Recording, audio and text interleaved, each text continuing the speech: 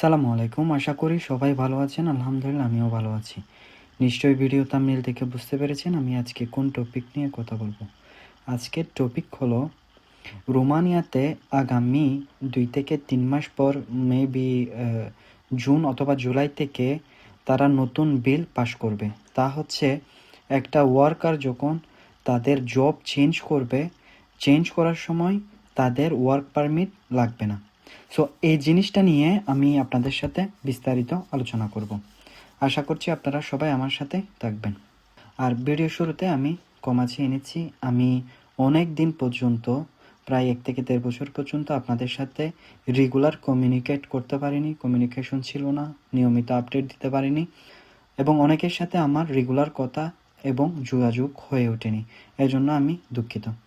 আমি চেষ্টা করব আজকের পর থেকে আপনাদেরকে প্রায় যে নিয়মিত সম্পূর্ণ আপডেট রোমানিয়ার work permit, visa, job, salary থেকে শুরু করে এখন কিভাবে ভিসা হইতেছে, কতদিন লাগতেছে, কোন দেশ থেকে ভিসার কত পার্সেন্ট রেশিও, সব কিছু আমি আপনাদেরকে শেয়ার করব। আশা করছি আপনারা আমার সাথেই থাকবেন। তাহলে চলুন শুরু করা যাক। আজকের টপিকের মেইন আলাপ হচ্ছে রোমানিয়াতে যারা এখন পর্যন্ত জব করছে, রোমানিয়াতে যারা আছে তাদের ওয়ার্ক পারমিট প্রয়োজন হয় যখন নতুন জব চেঞ্জ করে। মনে করেন এক কোম্পানিতে আসার পরে ওইখানেই তাদের টিআরসি হয়, টিআরসি হওয়ার পর যে কোম্পানিতে জব করে, এই জব করার পরে সে যদি জব চেঞ্জ করতে চায় এতদিন পর্যন্ত তাদের যে কোম্পানিতে যাবে ওই কোম্পানির নতুন ওয়ার্ক পারমিট প্রয়োজন হতো। সো এটা তুলে দেওয়ার সিদ্ধান্ত হয়েছে, এখনো পর্যন্ত বিল পাস করেনি। গত নভেম্বর অথবা ডিসেম্বরে তারা এটা রিয়েলাইজ করে যখন একটা কোম্পানির ওয়ার্কার যখন চেঞ্জ করে অন্য কোম্পানিতে যায় এক্ষেত্রে অনেকগুলা অসুবিধা হয়। সেক্ষেত্রে একটা ওয়ার্কার যখন নতুন কোম্পানিতে যায় নতুন ওয়ার্ক পারমিট পেতে তার ৫ থেকে ৬ মাস অথবা ৩ থেকে ৪ মাস সময় পর্যন্ত লাগে এবং এই সময়ের মধ্যে অনেকে আবার কোম্পানি খুঁজে পায় না, খুঁজে না পাওয়ার কারণে ইলিগাল হয়ে যায়। ইলিগাল হওয়ার কারণে রোমানিয়াতে অবৈধ হয়ে যায়। অবৈধ হলে তার এখানে থাকার অনেক ঝুঁকি বেড়ে যায়, তারা অন্য দেশে জাম্প করে অন্য দেশে চলে যায়। সো এই ক্ষেত্রে তারা যেটা আরেকটা সবচেয়ে বড় প্রবলেম তা হচ্ছে তারা যখনই পারমিট চেঞ্জ করে, কোম্পানি চেঞ্জ করে, নতুন পারমিট আসার সাথে সাথে তাদের নতুন করে আবার ফিঙ্গার দিতে হয় এবং ওই কোম্পানির নতুন ওয়ার্ক পারমিট দিয়ে নতুন ওয়ার্ক টিআরসি নিতে হয়। তো এই জিনিসটা অনেক যে তাদের ইমিগ্রেশনের যে কাজের চাপ আছে তা অনেকটাই বাড়িয়ে দেয়। যে বুকারেস্টে যে ইমিগ্রেশন আছে এখানে প্রচুর পরিমাণ একদম জ্যাম লেগে থাকে এবং বুকারেস্টের বাইরে যারা আছে ওখানে মোটামুটি অনেকটাই ঝামেলা থাকে না, মোটামুটি তাড়াতাড়ি পেয়ে যায়। বাট সম্পূর্ণভাবে কার্ড ইস্যু হয় বুকারেস্ট থেকে কার্ড ইস্যু হয়ে বিভিন্ন ডিস্ট্রিক্টে চলে যায়। সো এই জিনিসটা তারা চিন্তা করেছে, এটা তারা সম্পূর্ণভাবে তুলে দিবে। সো এটা কিভাবে তুলবে? তোলার এই যে প্রক্রিয়াটা হচ্ছে যাদের রেসিডেন্স কার্ড আছে কোনো একটা কোম্পানির, তারা যদি নতুন কোম্পানিতে চলে যেতে চায় তাহলে সেক্ষেত্রে দুইটা রুলস আসতে পারে। একটা রুলস হচ্ছে সে যদি একটা বছর ওইখানেই পুরাতন কোম্পানিতেই থাকে তাহলে ওই কোম্পানির এনওসি ছাড়াই সে অন্য যে কোনো একটা কোম্পানিতে চলে যেতে পারবে। এই রুলসটা পাস হলে ওই কোম্পানিতে যখন যাবে ওই কোম্পানির কোনো ওয়ার্ক পারমিট লাগবে না। যে টিআরসিতে যে সিএনপি নাম্বার আছে ওই নাম্বার দিয়েই নতুন কোম্পানিতে নতুন করে ৮ ঘন্টার কন্ট্রাক্ট শুরু করা যাবে।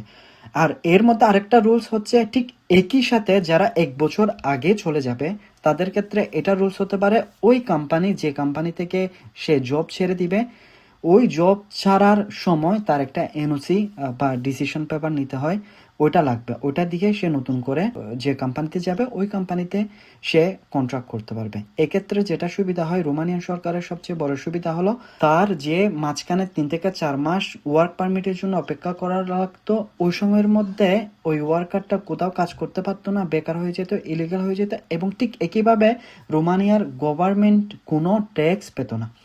তাহলে তারা যদি এই প্রক্রিয়াটা যদি তুলে দেয় তাহলে তারা যে দিন থেকে জব ছেড়ে দিবে, ধরেন এর ১৫ দিন পর থেকে সে যদি নতুন জব নিয়ে নেয় তাহলে সেক্ষেত্রে ওই ১৫ দিন পর থেকে তার ট্যাক্স চালু হয়ে যাবে এবং ওইখান থেকে রোমানিয়ার গভর্নমেন্ট ট্যাক্স পাওয়া শুরু করবে। সো এই জিনিসটা পুরা প্রক্রিয়াটা তারা অনেক আলাপ আলোচনা করতেছে। যেমন এই রুলসটা ইউরোপের প্রায় দেশেই এরকমই, যে টিআরসি কার্ড নিজের অধীনস্থ থাকে, এবং ঠিক একইভাবে রোমানিয়াতে তারা করতে চাচ্ছে। এখন জব চেঞ্জ করার পরে সে যখন নতুন কোম্পানিতে যাবে, নতুন কোম্পানিতে যাওয়ার পরে টিআরসি আছে, এটা যদি মেয়াদ শেষ হয়ে যায়, মেয়াদ শেষ হওয়ার পরে এক্ষেত্রে আরও দুই রুলস করতে পারে, যেটা মোটামুটি আমরা জানতে পেরেছি। এক নম্বর রুলস হচ্ছে তার দুইটা জিনিস লাগবে। এটা হতে পারে যে এখন সে যে কোম্পানিতে আছে ওই কোম্পানির একটা আদাবারিন্সা লাগবে, ডিসিশন লেটার লাগবে, এবং জব থাকতে হবে। সেক্ষেত্রে হ্যাঁ, ইন্ডিপেন্ডেন্স, বাট তার একটা জব লাগবে, ওই জবের কন্ট্রাক্ট পেপার লাগবে, রেজিস পেপার লাগবে, যেটা লেবার মিনিস্ট্রির ওয়েবসাইট থেকে স্ক্রিনশট দিয়ে দেয়, ওটা লাগতে পারে। আবার এক্ষেত্রে আরেকটা রুলস হতে পারে, তার জব থাকুক অথবা না থাকুক, তাহলে সেক্ষেত্রে 3 মাসের বেশি কাজ ছাড়া থাকা যাবে না। এবং ঠিক একই রকম যদি হয়, যদি নিয়মিত ট্যাক্স পেমেন্ট করে, তাহলে সেক্ষেত্রে তার কোনো কোম্পানিরও প্রয়োজন হতে না পারে, এবং সেক্ষেত্রে সে নিজে অ্যাপ্লিকেশন করে তার হোম কন্ট্রাক্ট এবং অন্যান্য পেপার যেগুলো আছে এসব দিয়ে সে রেসিডেন্স কার্ড রিনিউ করে ফেলতে পারবে। সেক্ষেত্রে যেটা হয়, আমি মনে করি রোমানিয়াতে এই রুলসটা হবে না। কারণ এটা যদি হয়, সেক্ষেত্রে যারা অবৈধ আছে, যারা মাসের পর মাস কাজ করে না বা এদিকে এদিকে ঘোরাফেরা করে, সেক্ষেত্রে এই সুযোগটাও তারা পেয়ে যেতে পারে। আমি মনে করি ওটা তারা করবে না। তারা যেটা করবে, তাদের একটা জব ছেড়ে দেওয়ার পরে 3 মাসের বেশি জব ছাড়া থাকা যাবে না, এই রুলসটা হবে। এবং সে যে কোম্পানিতে যাবে, ওই কোম্পানিতে যাওয়ার পরে তার যদি টিআরসির মেয়াদ শেষ হয়ে যায়, তাহলে সেক্ষেত্রে কোনো একটা কোম্পানি অবশ্যই লাগবে। ওই কোম্পানির ডিসিশন পেপার থেকে শুরু, কন্ট্রাক্ট পেপার এবং হোম কন্ট্রাক্ট থেকে শুরু করে এই জিনিসপত্রগুলো তার লাগবে। এই এই এই দুটা প্রক্রিয়ায় তাদেরকেই আগাতে পারে। সো কখন থেকে এই জিনিসটা চালু হতে পারে? তবে আমি গত বছর যেটা শুনেছিলাম, এই মাসের মাস থেকে চালু হওয়ার কথা। কিন্তু এখানে যে রোমানিয়াতে যে নতুন প্রেসিডেন্ট আসার পরে সে অনেক কিছু চেঞ্জ করে দিয়েছে। চেঞ্জ করার পরে তাদের ইমিগ্রেশনাল রুলস থেকে শুরু করে এসব জিনিস পার্লামেন্ট থেকে হয়ে আসতে হয়। সো সেই ক্ষেত্রে তাদের যেটা সময় নিচ্ছে, আমি মনে করি হয়তো জুন থেকে জুলাই মাস থেকে এই সম্পূর্ণ প্রক্রিয়াটা চালু হয়ে যাবে। তো এই প্রক্রিয়াটা যখন চালু হবে, চালু হওয়ার পরে বাংলাদেশি থেকে শুরু করে যারা অন্যান্য দেশ থেকে রোমানিয়াতে এসেছে, তারা একটা বিশাল সুযোগ পাবে। সেক্ষেত্রে যেমন ধরেন 2 থেকে 3 মাস যাদের জব ছিল না, তারা জব চেঞ্জ করতে পারতেছে না, অথবা অনেকে অনেক কষ্টে আছে, জব চেঞ্জ করতে চাইতেছে কিন্তু ভালো কোম্পানি বা ভয় পাইতেছে ওই কোম্পানিতে যাওয়ার পরে তার নতুন করে ওয়ার্ক পারমিট বেরোবে কিনা, এইসব হ্যাসেল একদম চলে যাবে। তারা সম্পূর্ণ যখন যেখানে ইচ্ছা সেখানেই তারা জব করতে পারবে। আর কোম্পানির ক্ষেত্রে যেটা হয়, কোম্পানি যখন একটা নতুন ওয়ার্কার নিয়োগ দিতে চায়, সেক্ষেত্রে তাদের অনেক বাধ্যবাধকতা আছে, তাদের অনেক ডকুমেন্টস লাগে, আনাফ থেকে অনেক ডকুমেন্টস লাগে, আবার বিভিন্ন সেক্টর থেকে প্রায় 10-15টা অনেক ডকুমেন্টস লাগে। এই ডকুমেন্টসের হেসেলগুলো থাকবে না।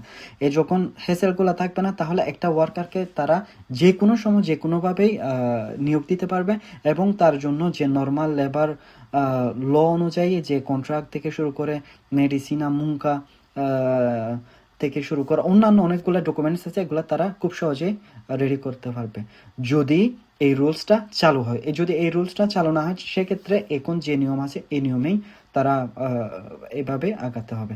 আর অন্য ক্ষেত্রে যেটা কোম্পানির ক্ষেত্রে যেটা হয়, তার যদি ওই কোম্পানি যদি ওয়ার্কার ভালো লাগতেছে না, তাহলে তাকে নির্দিষ্ট বেতন বা 21 দিন যে নির্দিষ্ট আনুষঙ্গিক যে পে স্কেল আছে, এগুলো দিয়ে তারা তাকে বিদায় করে দিতে পারে। আপনার যদি ভালো না লাগে, তাহলে আপনিও ঠিক একইভাবে তাদেরকে নোটিশ দিয়ে এভাবে আপনি আপনার জব চেঞ্জ করে অন্য জায়গায় চলে যেতে পারবেন। সো এই হচ্ছে মোটামুটি অবস্থা। আশা করছি এই যে এই প্রক্রিয়াটা আশা করছি আগামী জুন থেকে চালু হবে। এটা যদি চালু হয়, তাহলে অনেক মানুষ ইলিগাল হওয়ার হাত থেকে বাঁচবে। ইলিগাল হবে না, রোমানিয়া থেকে মানুষ পালাবে না।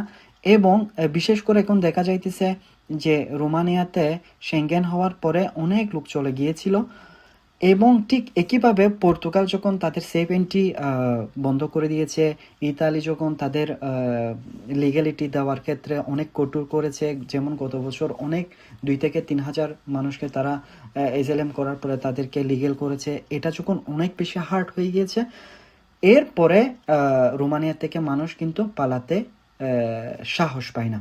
চলে যেতে সাহস পায় না। এবং এর আগে যারা বিশেষ করে ইতালি, জার্মানি, ফ্রান্স, পর্তুগালে গিয়েছে তারা যে একদম আহামরি অনেক ভালো পজিশনে আছে তাও না। এবং এখান থেকে এখানে যারা আছে এদের অনেক পরিচিত ভাই বন্ধু অন্যান্য দেশে থাকে, তাদের কাছ থেকে জিজ্ঞেস করার পরে কি হইতে পারে না হইতে পারে এটা জিজ্ঞেস করার পরে ওইখান থেকে ফিডব্যাক আসে যে যে রোমানিয়াতেই থাকো, রোমানিয়াতেই সবচেয়ে বেটার হয়। কারণ রোমানিয়াতে ভালো স্যালারি, আপনি যদি কাজ জানেন তাহলে আপনাকে ভালো স্যালারি, আপনি যদি কাজ না জানেন নর্মাল জেনারেলও হন তাহলেও মোটামুটি স্যালারি আপনি পাবেন। সব কিছু দিক দিয়ে বর্তমান প্রেক্ষাপটে রোমানিয়ার আমি মনে করি সবচেয়ে ভালো, এর বাইরে আর কোনো কিছু নেই।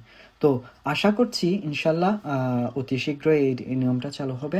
আমিও আপনাদেরকে নির্দিষ্ট টাইমে যে আপডেটগুলো আসবে এগুলো দেওয়ার চেষ্টা করব ইনশাল্লাহ। সে পর্যন্ত ভালো থাকুন, সুস্থ থাকুন, জ্ঞানের সঙ্গে থাকুন। টাটা, বাই বাই, আসসালামু আলাইকুম।